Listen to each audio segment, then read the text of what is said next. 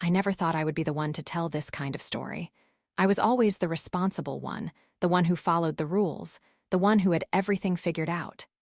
My name is Rebecca, and I've been teaching high school English for 15 years.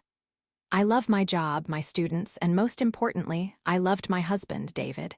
David and I met in college. He was studying finance while I was pursuing my teaching degree. We were young, ambitious, and so sure of our future together. After graduation, we got married and settled into our lives.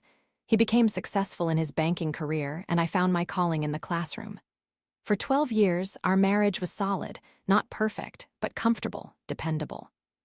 But comfort can sometimes blur into routine and routine into distance. I didn't notice it happening at first. How could I? It was so gradual. The conversations that once flowed easily became brief exchanges about groceries and bills. The passion that once burned bright dimmed to a familiar, if somewhat predictable, glow. We weren't unhappy, we were just there. I threw myself into my work, finding fulfillment in the success of my students. David worked longer hours, climbing the corporate ladder. We existed in the same house but increasingly different worlds. I told myself this was normal, that all marriages settle into a comfortable pattern after a decade. I believed it, or at least I wanted to believe it. Then Adam arrived. It was the start of a new semester, and our school had implemented a teaching assistant program with the local university. Adam was assigned to my classroom, a 24-year-old graduate student working on his master's in education. From the moment he walked into my classroom with his eager smile and genuine enthusiasm for literature, something shifted in the atmosphere. "Mrs. Bennett, I'm Adam Wells, your new teaching assistant for the semester," he said, extending his hand. His grip was firm, confident, and his eyes, a striking shade of green, held mine a second longer than necessary. "Please call me Rebecca," I said, surprising myself. I usually maintained a more formal relationship with colleagues, especially new ones. But something about Adam's warm demeanor made formality seem unnecessary. The first few weeks were purely professional. Adam was intelligent, dedicated, and the students responded well to him. He had a way of connecting with even the most reluctant learners, bringing a fresh energy to discussions about Shakespeare and Steinbeck. I found myself looking forward to our planning sessions, impressed by his insights and creative approaches. "I never thought of teaching The Great Gatsby that way," I admitted during one of our after-school meetings. "Connecting it to modern social media and the carefully curated images people present online, that's brilliant." He smiled, a slight flush coloring his cheeks. "It's nothing revolutionary. I just try to make these classics feel relevant to their lives." "No, it's inspired," I insisted. "You have a natural gift for teaching." His eyes met mine across the desk. "I have a good mentor." It was a simple compliment, the kind colleagues exchange all the time, but something in the way he said it, or perhaps in the way I received it, felt different. I felt a flutter in my chest that I hadn't experienced in years. I dismissed it immediately, of course. I was a 38-year-old married woman, and he was a graduate student. Whatever I thought I felt was inappropriate and probably imagined. But as the weeks passed, these moments multiplied. A shared laugh over a student's creative excuse for missing homework. His hand accidentally brushing mine as we both reached for the same book. The way he listened, really listened, when I spoke about my passion for literature. Small moments, insignificant on their own, but together they created something I couldn't ignore. One afternoon, most of the faculty was attending a professional development workshop, but I had stayed behind to catch up on grading. Adam had offered to help, and we sat in my classroom, surrounded by stacks of student essays. "You don't have to stay," I told him. "I'm sure you have better things to do on a Friday afternoon." He looked up from the paper he was reading and smiled. "Actually, there's nowhere I'd rather be." The sincerity in his voice caught me off guard. I felt a warmth spread through me, along with a pang of guilt. I shouldn't be feeling this way. I was married. I had made vows. But in that moment, sitting across from Adam in the quiet classroom, I felt more seen than I had in years. That night, David came home late again.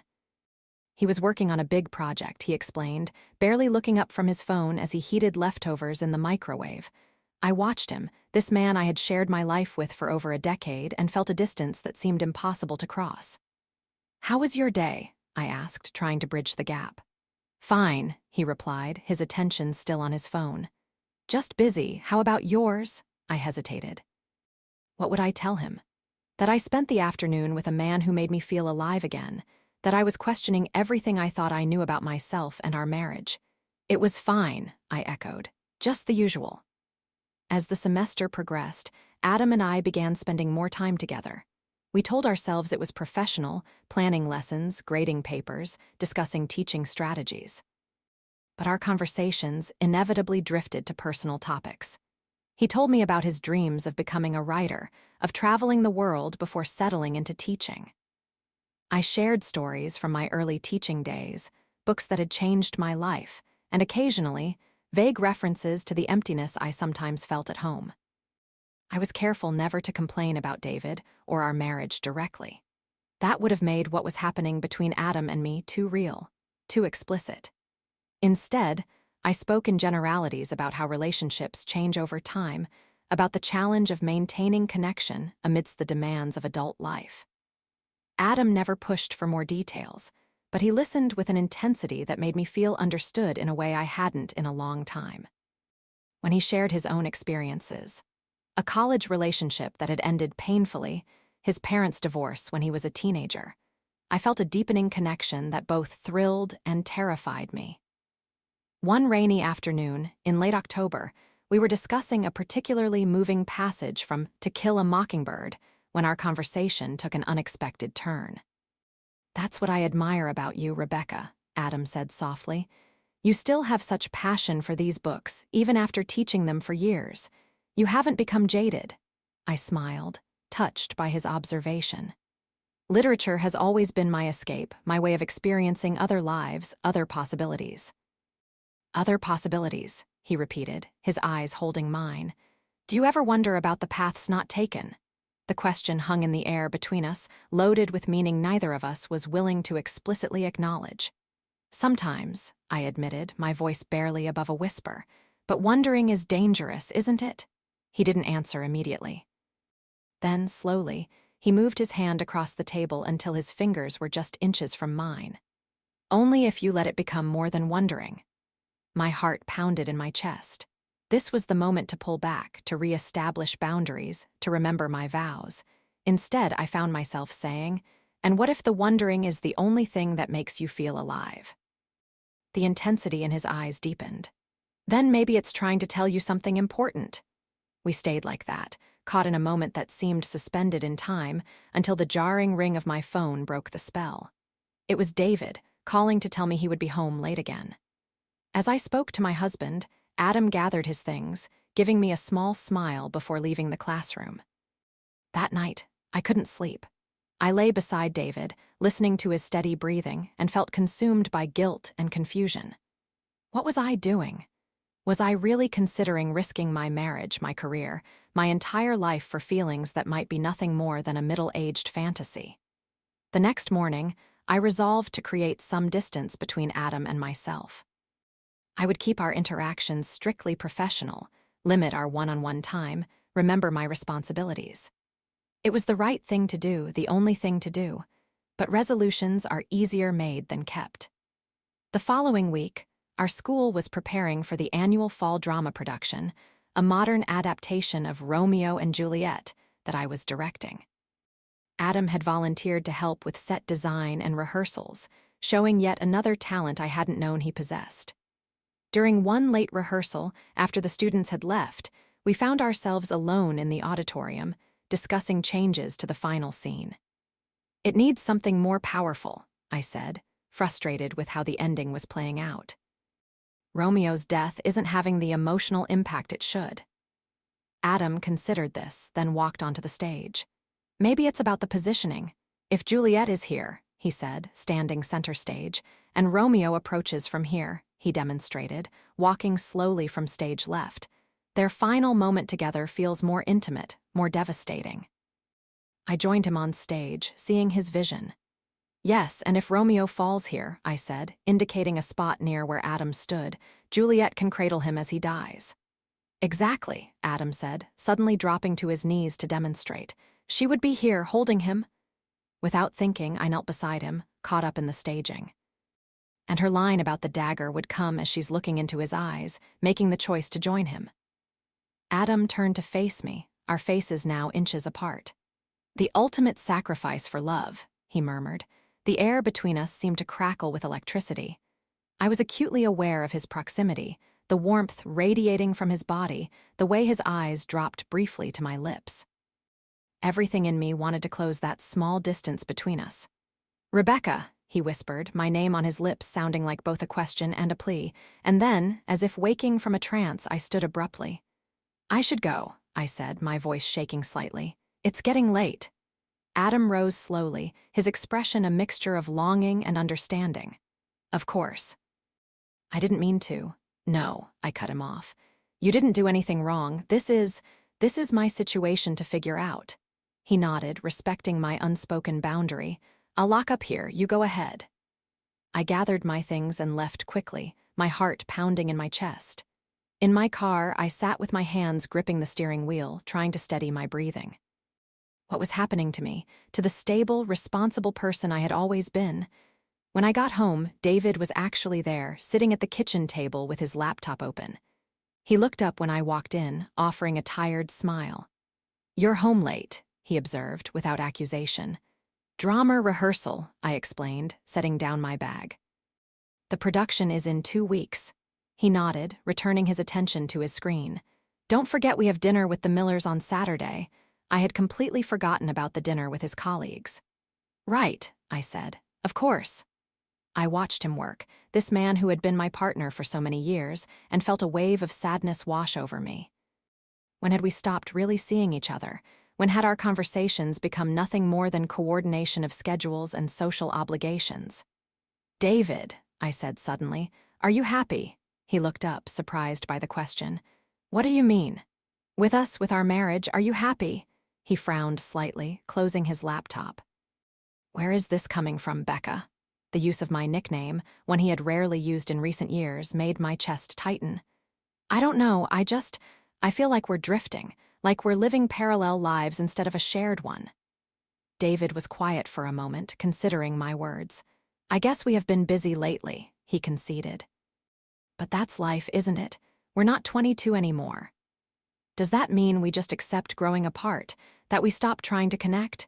He reached across the table, taking my hand in his. "I didn't realize you felt this way. I'm sorry if I've been distant. This project at work has been all-consuming, but it won't be forever." His touch was familiar, comforting, but it didn't ignite the same feelings that a simple glance from Adam could, and that realization frightened me more than anything. "Maybe we should plan a trip," David suggested. "Just the two of us, when your school break starts in December." I nodded, trying to summon enthusiasm for the idea. That would be nice. Later that night, as David slept beside me, I stared at the ceiling, torn between the commitment I had made to this man and the undeniable pull I felt toward Adam. It wasn't just physical attraction, though that was certainly part of it. It was the way he made me feel alive again, curious about the world, excited about possibilities. The next day at school, I made a conscious effort to maintain professional distance from Adam.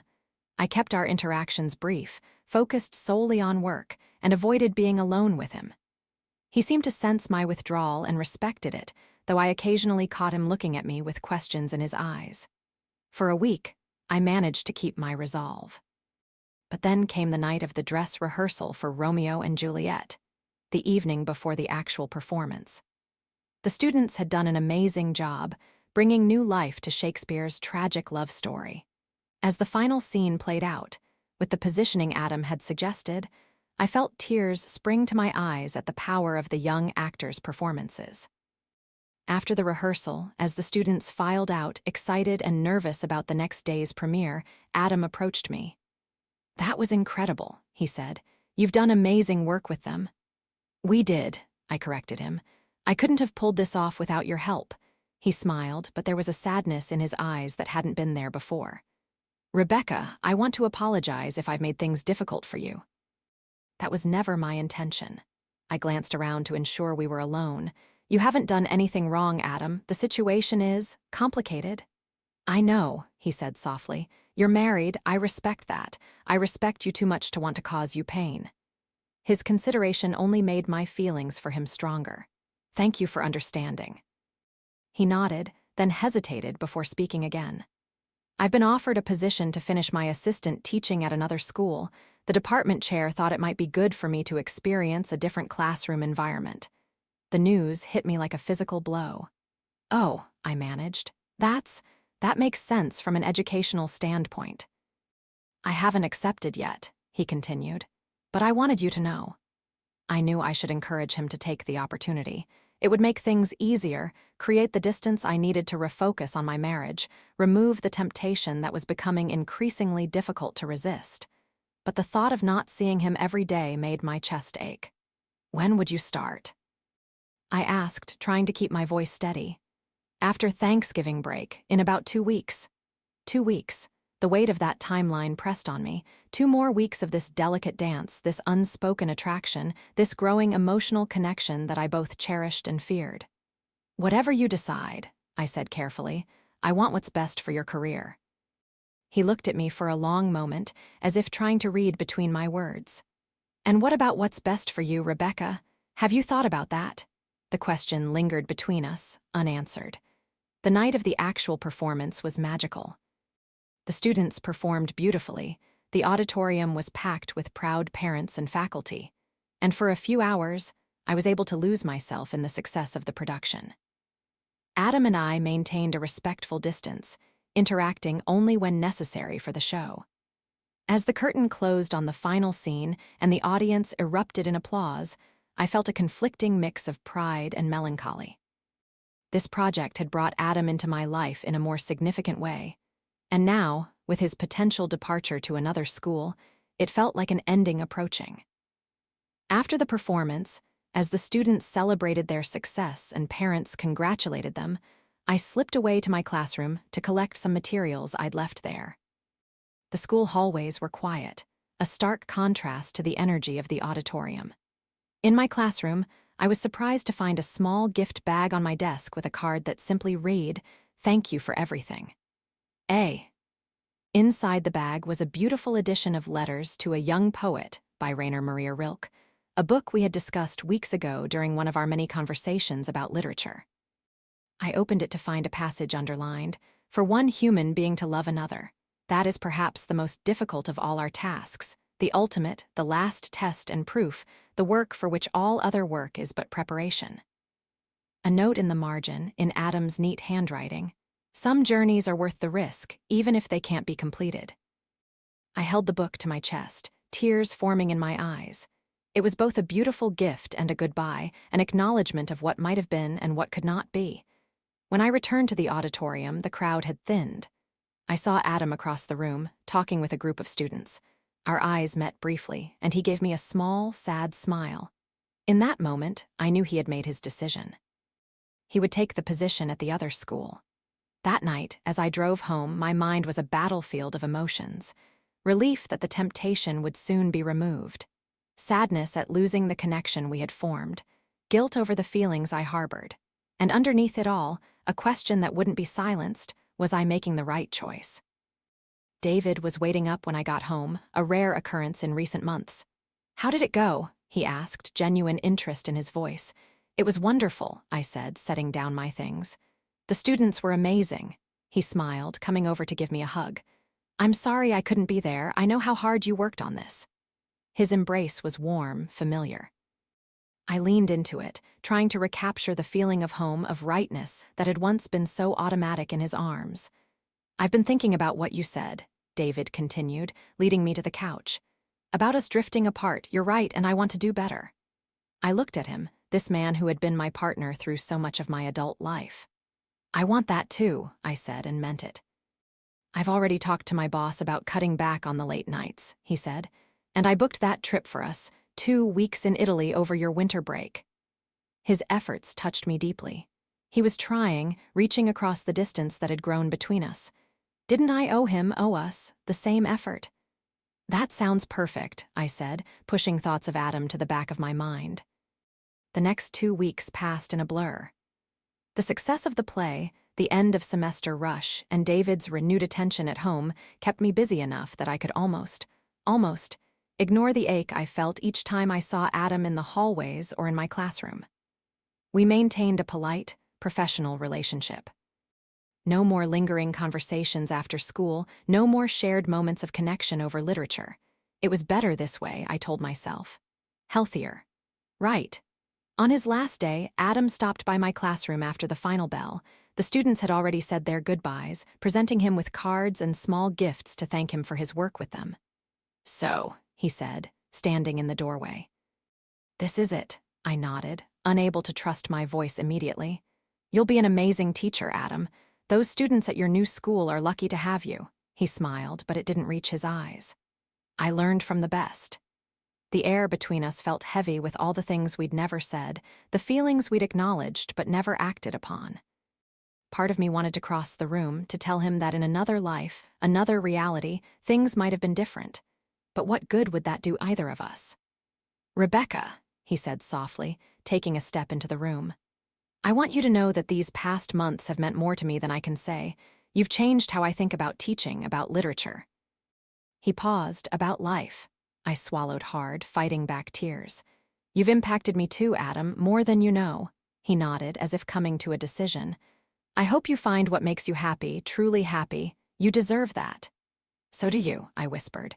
He looked at me one last time, his eyes filled with emotions I couldn't fully decipher.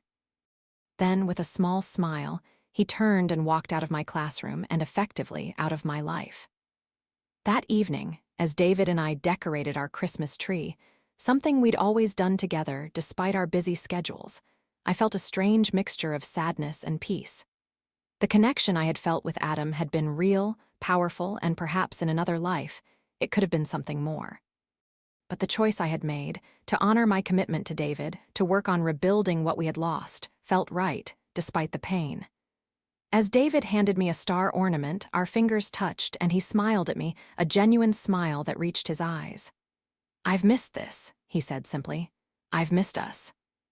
I realized then that love isn't always the passionate, all-consuming fire that literature often portrays.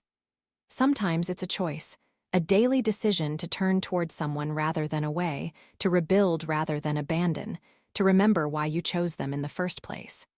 Would I always wonder about Adam, about the path not taken? Perhaps. But as I looked at David, this man who had shared my life for so long, who was making a genuine effort to bridge the gap that had grown between us, I knew that I had made the right choice for me, for us. The path forward wouldn't be easy. Reconnecting after years of drifting apart never is. But as we stood together in the warm glow of Christmas lights, I felt something I hadn't in a long time: hope. Hope for our future, hope for the love we were choosing to nurture, hope for the life we were recommitting to building together. And as for Adam, I would carry him in my heart as a reminder that connection is precious, that feeling alive is something worth fighting for, and that sometimes the most important journeys are the ones that lead us back home, changed, but stronger for the path we've walked.